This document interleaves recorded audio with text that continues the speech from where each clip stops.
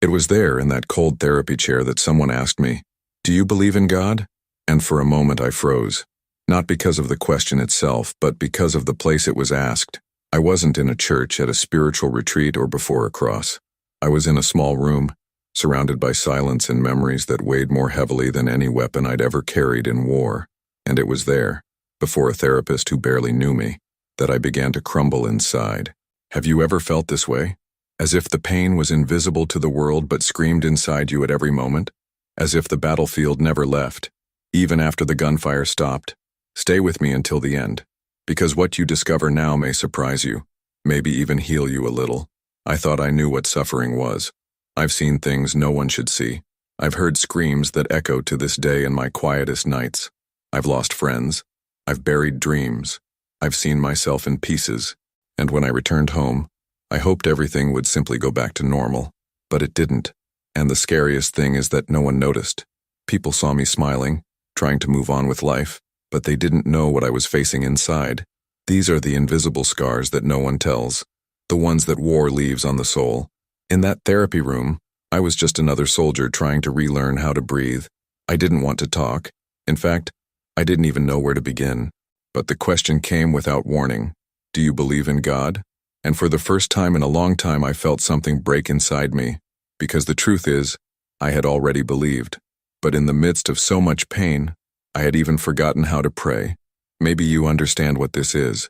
That feeling of being far from everything, even God. I wasn't there seeking religion. I just wanted some peace. A place where I could drop my armor and simply exist. And oddly enough, it was in that unexpected setting, amidst choked words and suppressed tears, that something began to shift. The pain, which until then had seemed like an enemy, began to teach me something. And it was there, right there, that I began to sense a presence I could no longer name. Maybe it was God. Maybe it was just a piece of my soul trying to come back to life. Have you ever experienced a moment like that? When everything seems lost, but suddenly something or someone touches you silently and deeply? I didn't expect to find faith in that place. I didn't expect to find answers, much less hope. But in that session, something happened. Something that began with a question and led me to a reunion I didn't even know I needed. And that was where the journey truly began. A journey without maps, without guarantees, but with a new spark within me. A faith that didn't shout but whispered. That didn't demand certainties, just presence. Now you might be wondering what happened after that question. And that's exactly what I'm going to tell you next. A faith that didn't shout but whispered. That didn't demand certainties, just presence. And perhaps that's what moves me most to this day.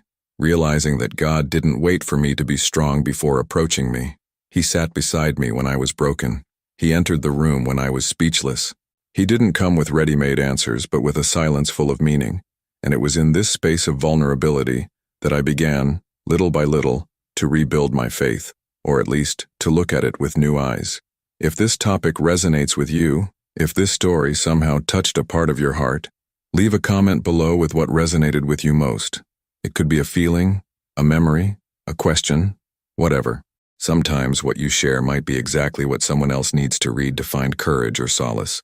And honestly, reading these exchanges here helps me keep going too, because it's not just about me, it's about us, about these stories that intersect, even in silence. And if you're here so far, maybe this kind of content resonates with what you're experiencing. So take advantage and like this video. It really helps this message reach more people who are suffering in silence, just like I once was. And if you want to continue walking with me through these real stories, subscribe to the channel. This is a space for truth, for rebuilding, and for unexpected encounters with God, even when everything seems too dark, because we keep going. And what comes next is something that still makes me tremble inside. Before the war, I was just another ordinary kid with a head full of plans and a burning desire to make a difference in the world. I grew up in a simple home, surrounded by stories told over dinner, the smell of freshly brewed coffee, and an old guitar leaning against the living room wall. My father taught me to look people in the eye and speak the truth, even when it hurt. My mother always said that prayer was a conversation with God, but, to be honest, I never really knew how to begin one. Faith did exist, but it was something distant, almost like an inherited memory which I respected more than I truly felt. As a teenager, I began to feel a strong desire to find a purpose, something bigger than myself. I tried many paths, but none felt real enough. Until the idea of serving came along. The uniform, the discipline, the sense of belonging, they drew me in. It wasn't about violence. It was about mission, about protecting, about making life worth living. And I went with a heart full of conviction, believing I was about to experience something noble, something grand. And in a way, I did. But no one told me that a soldier's baggage doesn't just come with weapons and courage. There's also doubt. There's loss. There's silence after the noise. And above all, there's transformation. Because no matter how hard you try to hold on to who you were before, there are things that change you inside, so profoundly that even your voice doesn't sound the same. And it doesn't happen all at once, it happens gradually.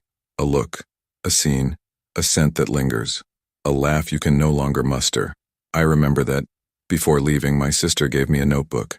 "For you to write what you feel," she said. I laughed, of course. Right? I thought I'd be back soon with funny stories to tell, and that notebook stayed at the bottom of my backpack, untouched. But after a while I started writing, not because I wanted to, but because I needed to. I needed to understand on paper what I couldn't understand out loud. And perhaps that was the first step on my true journey. Not the military one, the human one. Who I was before the war was someone who still believed in easy answers, in right and wrong, in good and evil. But the behind the scenes of the battlefield reveals a hidden truth. There, between one shot and the next, everything gets mixed up. You see beauty where you shouldn't, feel fear when bravery was expected, and laugh in moments that only deserved tears. Because the body survives, but the mind returns in pieces, and the heart, often, returns silent. I was the guy who solved things on his own, who choked back tears, hid his fragility, and pretended everything was under control. And on the outside, it seemed that way. But inside, I no longer recognized myself. I'd look in the mirror and see a familiar face, but the eyes, those no longer belonged to me.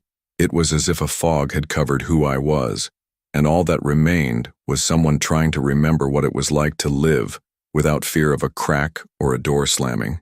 The faith my mother taught me seemed to have evaporated, not out of anger, but out of absence. It was as if God were silent, and perhaps he was, or perhaps it was just me who could no longer hear. And in that silence, doubt was born. And in that doubt, a void was born, one that not even the cries of war could fill. Now I want to delve even deeper into this subject, because what came next wasn't the heroic return depicted in the movies. It was a painful reunion with a version of myself I could barely face, and that's where the hardest part of this journey truly begins. Comment here, I'm on this journey too. Now I want to delve even deeper into this subject, because there are things we experience that can't be explained in simple words, moments that don't just stay in our memories, but stick in our souls. And that's exactly what happened to me during the days that stole my peace. It wasn't a single episode, not a single explosion. It was a succession of silent shocks, the kind that seem small on the outside, but on the inside leave a trail we try to hide from everyone, even ourselves. The first time I saw someone fallen, the first time I heard that dry sound, the blast that pierces your chest like a punch, those were seconds that felt like an eternity. And there, amidst the chaos, my heart began to learn a new rhythm, one that beat faster all the time, even when everything was silent. And that's where many people are wrong. War isn't just about screams and smoke. It's about emptiness, of glances that say nothing but carry everything, of timeless goodbyes, of interrupted embraces.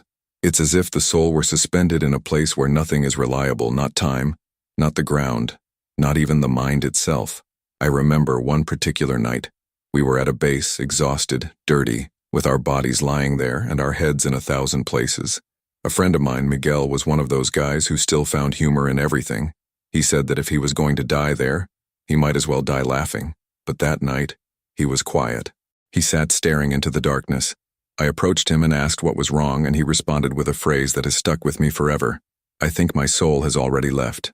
The body only stayed because they haven't told it yet." After that night, Miguel was gone. Literally.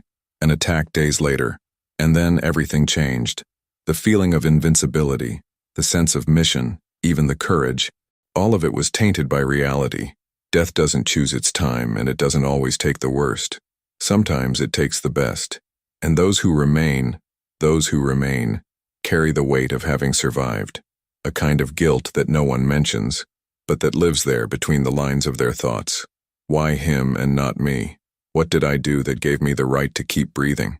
The nights began to change after that. Not that they were easy before, but now they became unbearable. The silence which had once been restful became a threat. The sound of distant footsteps, a shadow on the wall, even the wind rustling a tarp, everything triggered an alarm. Sleeping became a challenge, and dreaming, a trap. Because dreams, when they came, didn't bring rest. They brought memories, they brought screams, they brought everything I wanted to forget. And when I woke, my body sweaty, my eyes open, my chest tight, I only thought one thing: will I ever be able to be who I was again? But that's where the hidden truth comes in, that few have the courage to admit. We never go back to being who we were. The transformation has already happened, and denying it only prolongs the suffering. The point isn't to go back to be. It is discover who you've become after the pain. It's about rebuilding your identity, not on top of the trauma, but despite it. But this process isn't automatic. It requires difficult decisions, and one of them is to stop running away. It's to stop pretending everything's okay when inside everything's falling apart. I tried to move on as if nothing had happened.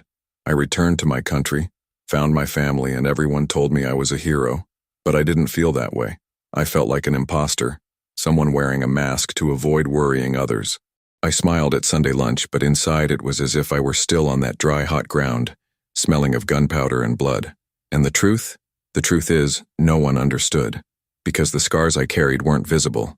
They were internal, invisible. And precisely because of that, they hurt more. People would ask, "Is everything okay?" And I'd reply, "Sure, I'm just a little tired." But the exhaustion wasn't physical. It was existential. It was a soul-draining, as if I were expending all my energy just to appear whole, just to maintain the facade.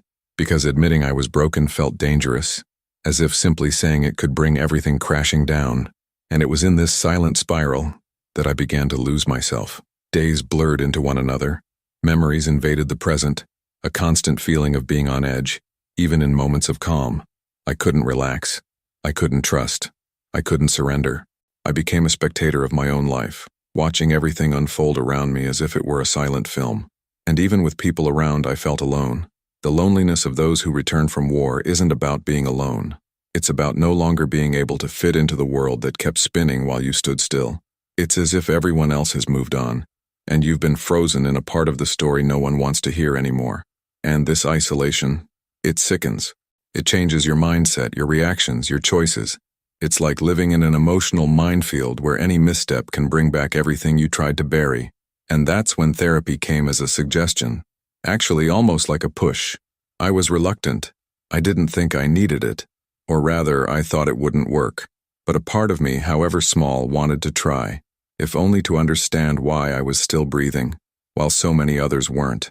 Why my body had returned, but my peace had been left behind. Comment here. That makes sense to me. Now I want to delve even deeper into this subject, because returning home, for most people, is synonymous with relief. It's the end of waiting, a return to what's safe and familiar. But for those who return from war carrying the weight of what they saw, what they did, and most importantly what they lost, this return doesn't truly happen.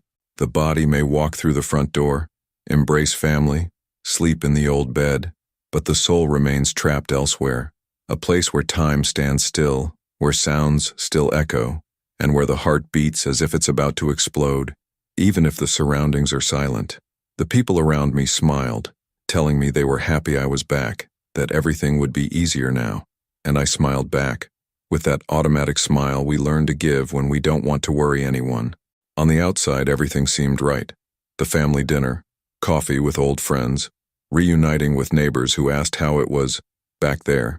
But inside, I felt as if I'd crossed an invisible border, as if there were now a wall between me and the rest of the world, a wall made of experiences no one there could understand. And it wasn't for lack of love. My family loved me. They waited for me. They cared for me. But there was a chasm between what they saw and what I felt. And that chasm only grew wider every time I tried to pretend everything was okay, because I wanted it to be. But it wasn't. The hardest part about coming home wasn't facing others. It was facing myself. It was realizing I no longer knew where I fit in. I felt like a stranger in my own story, as if that guy in the old photos were someone else, someone frozen in time. The crises began to come without warning. At first it was just a restlessness, a feeling that something was wrong even when everything was in order. Then came the sleepless nights, the cold sweats, the shortness of breath, and suddenly, a simple slam on the door could send me into defense mode. It was as if my body had been trained for war and now didn't know how to return to normal life mode. And when you try to explain this to someone, it's nearly impossible. Because it's illogical, it just has an impact. There were times when I'd be with my parents in the living room, chatting about trivial things, bills, renovations, soccer, and suddenly my thoughts would wander. I'd see images. I'd smell the sand mixed with blood, the heat, the weight of the vest, the muffled sound of someone calling for help, and I'd return. I always returned, but with a greater emptiness, because there, in that place of supposed normality, I no longer fit in the way I had before. And when you live like this, everything becomes filtered by pain. Relationships change. Affections fade. Words seem insufficient. I found myself pushing people away, not because I wanted to, but because I couldn't connect. It was as if my heart were hidden in a bunker. Protected, yes, but inaccessible. And with every attempt to get closer, I felt fear. Afraid to open up, to break myself, to show what was inside. Because deep down, I believed that if others saw the mess I carried, they would turn away. And I couldn't bear any more loss. My friends tried to cheer me up. They invited me to hang out, to laugh, to talk about anything. But it all felt artificial. I couldn't laugh at the same jokes, or care about the same topics. The hidden truth was that I was still on the battlefield, even in civilian clothes, even sitting at a bar table. And this feeling of displacement was cruel, because no one noticed. And what is invisible to the eye ends up being ignored, even unintentionally. Over time, I became quieter, more observant. I said I was tired, that I needed some time, that I was just adjusting. But the truth was, I felt lost. It was as if I'd returned to a world that had moved on without me, and now I had to learn to live in it again with the wrong tools.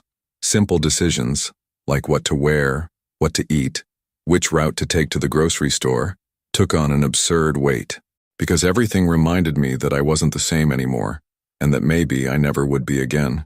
The hardest part wasn't remembering what I'd experienced. It was dealing with what I'd stopped feeling, the emotional numbness, the inability to be moved by things that once mattered. I'd see children playing in the street, and instead of smiling, I'd worry about the risk. I'd listen to music and feel nothing. He'd receive a hug and be unable to relax. It was as if the sensitivity switch had been turned off, and without it, everything seemed colorless. People said, "It's just a phase. You need to rest. It'll pass." But no one knew what it was like to wake up with your heart racing for no reason. What it was like to hear a noise and within seconds imagine the worst. What it was like to not be able to trust even your own mind. And when you no longer trust yourself, everything becomes a threat. Even love becomes a burden. Even touch becomes a trigger. There were days when I wanted to disappear, not out of giving up, but out of exhaustion. Because carrying it all alone is tiring. It drains. It erases. And what hurt the most was knowing there were people who loved me, who rooted for me, but whom I couldn't reach. It was like screaming into thick glass where everyone sees your lips moving, but no one hears a thing. It was at that point that I realized I needed help, but not superficial help, the kind that says everything will be okay. I needed someone who had the courage to look me in the eye and ask, "What are you carrying inside that no one sees?" And when therapy came up as an option, I hesitated. There was still prejudice. There was still fear of appearing weak. But deep down, a part of me knew, either I faced this pain head on, or it would slowly take me away from everything. Write it down. That makes sense to me. Now I want to delve even deeper into this subject, because it was precisely at this point of silent collapse that something began to stir within me. It wasn't hope yet. It was more like a weariness of the suffering itself, a silent desire for once, not to have to carry everything alone. When I was told about seeking professional help, my instinct was to reject it. I had grown up hearing that therapy was for weak people, for those who couldn't handle real life, and I saw myself as someone trained to endure the impossible.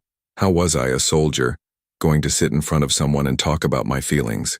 But there was another small voice whispering that perhaps this was precisely the strength I never knew I possessed, the ability to allow myself to fall apart without losing myself completely. And so, between resistance and exhaustion, I scheduled the first session. Along the way, doubt followed me like a shadow. What would I say? How could I explain what I couldn't even understand? Part of me hoped to find someone who had no idea what they were doing, a mechanical professional, who would just write down what I said and offer me self-help book quotes. I was ready to leave mid-conversation, almost hoping it wouldn't work so I'd have an excuse to remain closed off, but that's not what happened. The room was simple, unsophisticated, a worn armchair, a window with a thin curtain, a bookshelf, and that strange silence that doesn't pressure you but exposes you. The therapist welcomed me with an unhurried kindness. There were no upfront questions, no hasty diagnoses. She simply said, "Sit down and make yourself comfortable. You don't need to say anything right now." And that's when I realized how accustomed I was to being on high alert. How strange, almost uncomfortable it was to be in a place where no one expected anything from me. No action, no quick decisions, just presence. For the first few minutes, I didn't speak. I couldn't. I stared at the floor, fidgeting with my hands, looking away. I felt like if I opened my mouth, I would fall apart. And at the same time, I felt like I needed it, that I was on the verge of something that might just save me. The silence that had once tortured me now felt like an invitation.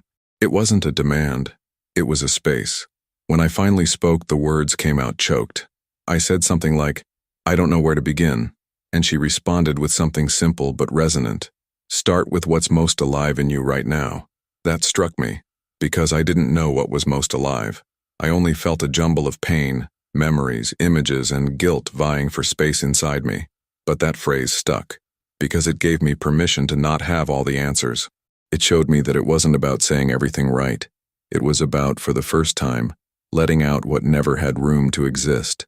Little by little, I began to reveal pieces of my story, disconnected fragments, things I'd never told anyone, not because they were secrets, but because I thought no one could bear to hear them. And there, in that silent room, I realized something that changed everything. I didn't need to be completely understood to be accepted. It was enough to be heard. It was enough to be seen, and that, in that moment, was enough to begin a transformation. The hidden truth I discovered there is that healing doesn't begin when the pain goes away. It begins when you stop fighting it and start listening to what it's trying to tell you. It was this shift in mindset that began to open space for new things within me. For the first time in a long time, I felt I no longer needed to hide my suffering, that I could talk about it without being judged, without being diminished. Of course, the fear was still there. The distrust, too. I didn't leave the first session healed, much less light. In fact, I left shaken, as if I'd touched an old wound, and it was starting to bleed again. But there was a difference. Now I was no longer alone. And this, as small as it seemed, had a huge impact on how I viewed my own pain. Because before, I believed suffering was a personal, non-transferable burden. But there, I realized I had space to share. Each session became a step on a ladder I didn't even know I was climbing. Sometimes I talked a lot, sometimes I couldn't say anything at all.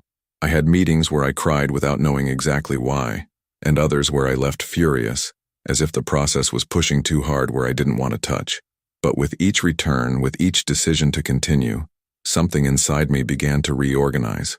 And it wasn't just psychological, it was spiritual too. It was as if by allowing myself to be vulnerable with someone, I was opening a portal to rediscover forgotten parts of myself, including the one that still believed deep down in something greater. In a sense, in God. I didn't go to therapy to find God. I went to keep from going crazy. But in some way I couldn't explain at the time, he was there. Not in the form of dogma, nor in mystical answers, but in that gaze that didn't judge me, that listening that didn't rush me, that presence that didn't give up even when I wanted to. It was as if God were sitting in the other chair, using silence as language, reminding me that I was still worthy of being rebuilt. Comment here. I'm on this journey too. Now I want to delve even deeper into this subject, because it's impossible to talk about healing without mentioning that moment when the pain finally overflows. The first time we truly break down isn't like in the movies, with soundtracks and immediate redemption. It's uncomfortable, it's confusing, it feels more like weakness than liberation. But looking back now with the passage of time, I understand that that day in that therapy room was the first time I truly allowed myself to exist fully, without masks, without defenses, without fear of breaking. It was a Wednesday. I remember the late afternoon light streaming through the window and casting shadows on the floor. I'd been releasing bits and pieces of my story for a few sessions, but always with a certain control. like someone observing their own pain from the outside. And that made me feel safe. I'd tell stories, but I wouldn't dive in. I'd talk, but I wouldn't feel them again. Until that day, without knowing exactly why, a memory I'd always avoided came to me, an image I'd buried deep inside because just thinking about it made my chest tighten. I started talking about a boy of about 12. He appeared out of nowhere during an operation. He was in the middle of the road, barefoot, with a torn shirt and a look in his eyes that I've never forgotten. We yelled at him to get out of there, but he wouldn't move. There was something in the way he looked that paralyzed me, as if he knew what was going to happen, as if he'd seen it before. The operation continued. There was noise, running, dust, and when it was all over, he was no longer there. I never knew what happened to him, but the guilt of not having done anything, of not having run to him, of not having gotten him out of there, stuck to me like a second skin.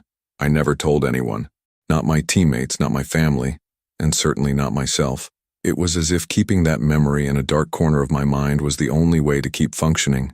But that day, as I tried to describe that scene, my voice began to fail, my throat tightened, my face felt hot, my hands trembling, and before I could control myself, I said a sentence that tore from my insides. I left him there, and I think since then, I've left too. In that instant, the room grew small. The silence felt heavy. I lowered my head and began to cry like I hadn't cried in years. An ugly, choked, disorganized cry. A cry that came not only from that specific moment, but from everything that had been pent up since I returned from the war. It was as if, finally, the dam had broken, and along with the tears came other confessions I never imagined saying out loud. I spoke of my fear of sleeping, of the dread of looking into my father's eyes and disappointing him, of the absurd effort it took to pretend normalcy, of the shame I felt at no longer being the man everyone thought I was. And there, for the first time, I admitted, I'm not okay, and I don't know how to pretend I am anymore. The therapist said nothing at that moment, and that, curiously, was what welcomed me most, because that silence wasn't empty, it was presence. It was as if someone was finally with me in the chaos, without trying to fix it, without rushing me.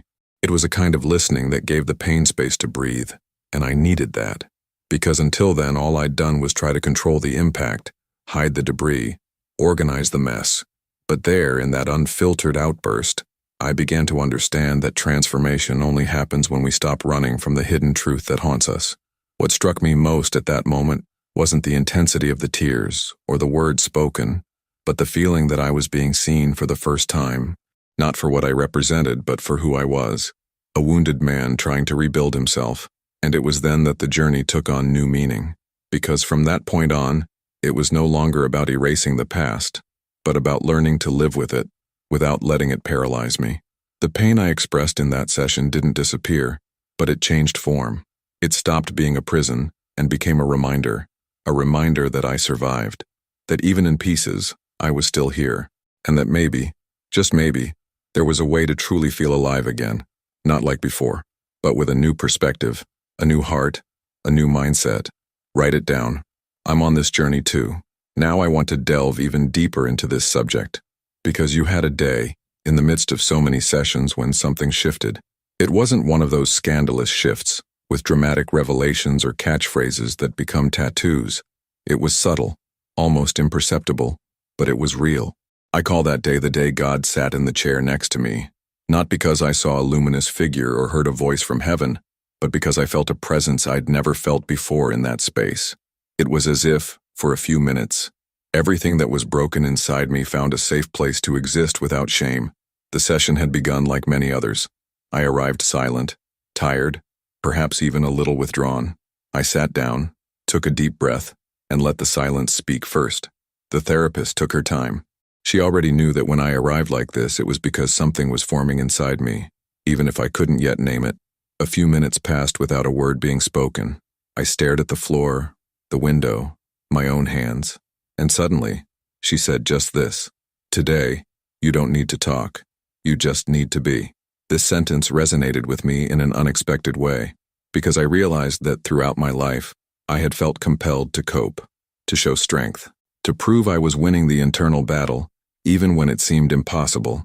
That permission to just be, without having to justify, without having to explain, without having to react, was like a relief to my soul. In that moment, it was as if the weight I carried on my shoulders found a place to rest, not outside of myself but right beside me. And that's when, without knowing how or why, a different kind of crying came. It wasn't the desperate crying of other times. It was a calm, silent cry, as if I were finally finding myself. I wasn't recounting any specific memory. I wasn't reliving any pain. I was just there, whole, with everything I am and everything I still don't understand. And in that moment, the room was filled with a kind of peace that I can only describe as sacred. It was as if everything was suspended. Time, the wounds, the rush to get better. I remember closing my eyes and feeling the air touch my face. The air was the same as always, but there was something different. There was a presence, something that didn't tell me what to do but made me feel like I was no longer alone. And it was there, in that meaningful silence, that I realized God was there, not with answers, not with promises, but with presence. And that presence was enough. For the first time, I understood that God doesn't walk away from broken places. On the contrary, He draws near. He settles where the pain is rawest, where words fail, where the soul is in tatters. It was on that day that my faith began to change. It didn't return as before, full of certainties or rituals. It was reborn in a different way, simpler, more silent. I began to understand that God doesn't need speeches to act. Sometimes He comes in the gesture of someone who listens, in a gaze that doesn't judge, in a time that doesn't demand. And that, for me, was revolutionary. Because for the first time, I didn't feel like a project to be fixed. I felt like a human being in the process of rebuilding, accompanied by something greater than myself. That session didn't end with an insight or a major decision. But when I left, everything around me seemed to have taken on a different hue. The trees, the sounds of the street, the warmth of the sun on my arm. It was as if, after a long time, I was present in the world again, not just as someone who breathes, but as someone who feels, who exists, who belongs. And this belonging, so simple and so rare, was the first step toward finding meaning in my journey. From that day on, I never looked at therapy the same way again. I began to see that space as a sacred place, not because it was perfect, but because it was real, because there I didn't have to pretend, and perhaps more importantly, because there God found me without me needing to seek Him. He came, He sat beside me, and He reminded me, without saying a word, that His presence doesn't depend on my strength, but on my surrender. It was at this point in my journey that I began to understand the true impact of vulnerability. Because when we stop resisting, when we let our defenses fall, when we allow our hearts to open, even if only a little, something happens. A silent transformation, one that doesn't need to be understood immediately. And it was this transformation that brought me back to myself. It didn't cure me immediately, but it gave me a foundation firm enough for me to start walking on my own 2 feet, even though I was trembling, even though I was afraid. And I also understood that suffering doesn't have to be a barrier between us and God. It can be the path, the place where His presence reveals itself most clearly. Behind the scenes of pain, between the lines of silence, in the details that previously seemed unimportant. God was there when I thought He had left. He was there when everything inside me screamed for me to give up. And in realizing this, I also realized that I could continue, even if slowly, even if I didn't understand everything. Comment here. That makes sense to me. Now I want to delve even deeper into this subject, because after that moment when I felt accompanied by something greater, everything began to change, not magically, nor suddenly, but with the silent and powerful rhythm of things that have roots. The transformation didn't come like a snap. It came like a lighter breath after weeks of suffocation, like a small gesture that before seemed impossible. It was in this slow and precious process that I began to relearn how to live, one day at a time. At first I didn't quite know where to begin. I felt like someone relearning to walk after a long laydown. Each step required attention, patience, and above all, self-compassion. The mornings, once so heavy, began to take on a different feel. I would get up, sometimes still tired, but with a new kind of courage. It wasn't the courage to face the whole world, but to face my inner world, and that was already a victory. One day I simply sat on the porch with a cup of coffee and watched the people on the street. A simple, almost silly thing, but for me, it was like recovering a piece of myself that had disappeared. I could be there, present, without escaping into painful memories or ghosts that haunted me. Just be, feel the taste of coffee, the warmth of the sun on my skin, the sound of a bicycle passing by, and that, in that moment, made me smile, a small but genuine smile. And it was that smile that opened a new possibility, finding beauty again in the little things. Reunions also began to happen, first with my sister, with whom I couldn't talk without feeling out of place. She'd always been my safe haven before the war, but after my return it was as if we spoke different languages. Only now I no longer needed to pretend. I told her little by little how I felt, and she, silently, just listened. She didn't try to fix me, she didn't minimize anything. She just stayed. That conversation was a milestone, a good reminder that when we have the courage to be real with those we love, we open space for connections deeper than any words of comfort. Over time, I began to allow other people to get closer. Old friends, the occasional neighbor, people who respected my silence and didn't demand explanations. And in these close encounters, I learned something valuable. Trust isn't rebuilt with promises, but with presence. Sometimes a simple, "Shall we walk?" was more effective than hours of conversation. And on one of these walks, alongside a childhood friend, I realized I could now hear a joke and laugh, really laugh, not because the pain had disappeared, but because it no longer dominated me. These small victories began to add up. One day I managed to sleep through the night. Another day I didn't panic at a loud noise. Then I managed to enter a crowded store without having to run out. Each of these moments was an invisible but massive achievement, and for the first time in years I began to feel proud of myself. Not a vain pride, but a sense of dignity, of standing up, even with weak knees. And that, in itself, gave me the strength to keep going. One of the greatest discoveries of this phase was realizing that life isn't about returning to what was before, but creating something new from what was left. I wasn't the same man anymore. The experiences had shaped me, marked me, changed me. But that didn't mean I was doomed to live under the shadow of trauma. The hidden truth is that pain can leave room for something even more beautiful to grow, if we allow it. It's not easy, it's not quick, but it is possible. And this possibility became my ground, my guiding light. I began writing again. First, single sentences, then small snippets of memory, until the words began to flow. Writing became my way of communicating with what I couldn't yet express out loud. And in these pages I began to notice my mindset shifting. Where there had been guilt, compassion began to emerge. Where there had been shame, a certain kind of courage. And where before there had been only the fear of no longer belonging, a new desire emerged. To begin again. It was in this space of reconstruction that I also rediscovered something I had long neglected, my faith. But unlike before, it no longer came wrapped in rituals or obligations. It came as a whisper, as a sincere question, like a candle lit in a dark room. One step at a time, I began to talk to God again, not to ask for explanations, but to thank Him for not giving up on me. And this dialogue, intimate and imperfect, brought me a peace I didn't even know existed. The days still wavered. There were mornings when everything felt heavy again, and nights when some memories came rushing back. But now I knew I didn't have to face this alone. I learned that accepting help didn't make me weak. It made me human, and it was in humanity, my own and that of others, that I found a new path. A path where pain isn't denied but respected, where the steps aren't always steady, but they continue nonetheless. Today I'm still in this process, still reinventing myself, rediscovering myself, forgiving myself. But the difference is that now I know that every little choice to move forward, no matter how small it seems, has a profound impact.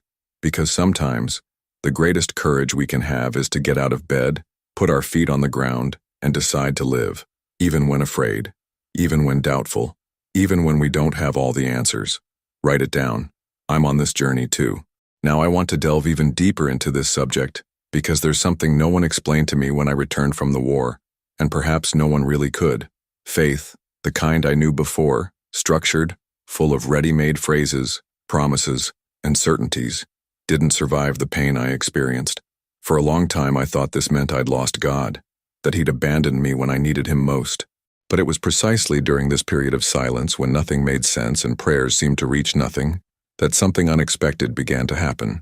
Something small, almost imperceptible, a kind of reunion, a faith that didn't come to erase the pain, but to walk with it. This new faith had no stage, no easy answers. It was more like a breeze than a thunderclap, It was the kind of faith that didn't shout, "It will pass," but whispered, "I am here." And it was this constant, discreet, almost shy presence that began to fill the space that had previously been filled with fear. I didn't need to declare my belief again. I didn't make promises. I didn't recite any memorized prayers.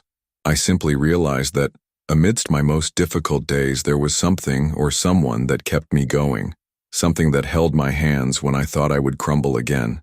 I remember a specific moment on a random morning when I went for a walk alone. The street was still empty, the sky was half cloudy, and the air carried that faint scent of wet earth. I had no destination. I just wanted to walk. And in the midst of that urban silence, I began to speak to God, not loudly, not with pretty phrases, but with broken words just as they came. And to my surprise, I felt no judgment, no pressure. I felt presence, a presence that demanded nothing of me but my truth, that listened to me even when my sentences ended in silence. That's when I began to understand. The faith reborn from pain doesn't come to pull you out of suffering, but to accompany you through it. It doesn't impose itself, it offers itself. And if you accept it, even without fully understanding, it becomes the solid ground you stand on when everything around you seems uncertain. It was this silent faith that helped me get up when I thought I couldn't, not because it said everything would work out, but because it reminded me that I wasn't alone, even when it seemed I was. This practical faith revealed itself in simple gestures, in the bread my mother prepared without saying a word, but with eyes full of care, in the friend who didn't give up on me, even when I responded only with silence, in the smile of a child playing on the sidewalk, reminding me that life still happened, even when I felt paralyzed. These small moments, which had previously gone unnoticed, began to carry a different meaning. I began to see God's hand where before I had only seen routine. I began to feel His grace not in grand answers, but in the fact that I was still here, whole enough to keep trying. This shift in mindset was profound, because before, I believed that having faith meant not doubting, not feeling fear, always being okay. But now I know that real faith is the kind that endures even when all of these things are present. It's the courage to continue even when your heart is broken. It's the decision to trust even when the path is obscured. It's the kind of faith that doesn't need to prove anything to anyone, because it manifests itself in the way you face difficult days. There was a night when I woke up in the middle of the night, my heart racing and a pang of anguish in my chest that I couldn't explain. Those crises still came from time to time, like ghosts that refused to go away. But instead of despairing, this time I sat up in bed, took a deep breath, closed my eyes, and silently said, "I know you are here." That was it. No grand prayer, no demands, just presence. And for the first time that night, I was able to fall back asleep. I began to see faith as a bridge, not one that took me from pain straight to relief, but one that sustained me as I crossed the valley. And as I crossed, I looked around and saw that I wasn't alone, that there were others also walking, also stumbling, also rebuilding.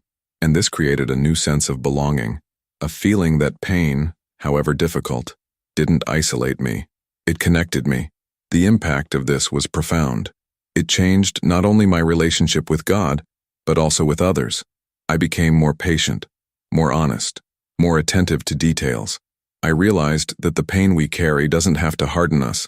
It can make us more sensitive to what truly matters, and that living with faith, even if silent, changes the way we see the world, others, and even ourselves. It wasn't a turning point. It was a journey, a choice I had to rethink several times, because there are still cloudy days, there are still difficult memories, but now, with each step, I carry with me this presence that doesn't demand perfection, only surrender, and it is this surrender that gives me peace. A peace that doesn't depend on circumstances but blossoms within them. A peace that doesn't deny the scars, but transforms them into testimonies of survival, of love, of reconstruction. Comment here. That makes sense to me. Now I want to delve even deeper into this topic, because perhaps in the midst of this conversation, you felt something deep inside. Maybe you can't explain it. Maybe it's just a slight discomfort, or a memory that suddenly came, or even a tear you didn't expect. And if that's true, I just want to tell you it's okay. You don't need to understand yourself completely to be understood. Sometimes, what we need most isn't an immediate solution, but someone who says, with sincerity, "You are not alone." And if you've made it this far, perhaps that's already a sign. Maybe you're also seeking God, not in the traditional way, not in the ways taught when life was simpler, but in your own way, with your doubts, with your baggage, with your pain. And you know what? There's nothing wrong with that. Seeking God in the midst of chaos, trauma, and confusion doesn't diminish your faith. It may be precisely there that it's being born, or reborn, or strengthened in a new way, more real, more raw, more yours. I spent a long time thinking I needed to be well to approach him, as if it were disrespectful to present myself before God angry, afraid, with unanswered questions. But what I discovered on this journey is that God is not offended by our weariness. He doesn't back down from our questions. He doesn't demand that we smile when everything inside us wants to cry. In fact, it's in that place where almost no one enters, the place of silent pain, the place of an overwhelmed mind, the place of a broken soul, that he reveals himself most clearly. Maybe you're in that exact place right now, sitting on the edge of your own life, unsure of what to do next. Maybe you're tired of trying to appear strong. Maybe no one knows about the storm raging inside. But if this story as told spoke to you, then take a deep breath, because even if everything seems dark, you are not alone. The pain you feel doesn't make you less worthy of love, acceptance, or a new beginning.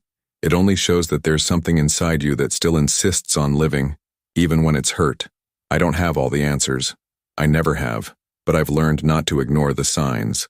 And if this video, this story, reached you at a time when everything seems a little out of place, maybe it's one of those signs. Maybe it's God, with all his patience, with all his gentleness, trying to reach the very place where you've hidden your pain the most. And he doesn't come with burdens. He doesn't come with demands. He comes with presence. He comes with a silence full of meaning. He comes with that peace that makes no noise, but changes everything inside. So if any part of this journey resonated with you, comment below. I'm on this journey too. If you've made it this far, truly, thank you for walking with me through this story.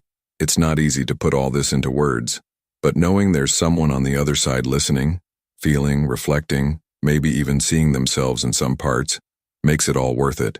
If this content touched you in any way, if it resonated with you on your journey, take advantage and subscribe to the channel.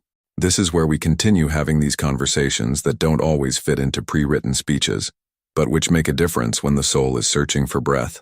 Leave the sentence here in the comments. I'm with you until the end, just so I know you've been there so far, fully present along for the ride. And if you can, leave a like too. It helps this type of content reach more people who need this exact message. And look, there's a video right here that complements this topic in a very special way. Click and continue with me there. The conversation isn't over yet.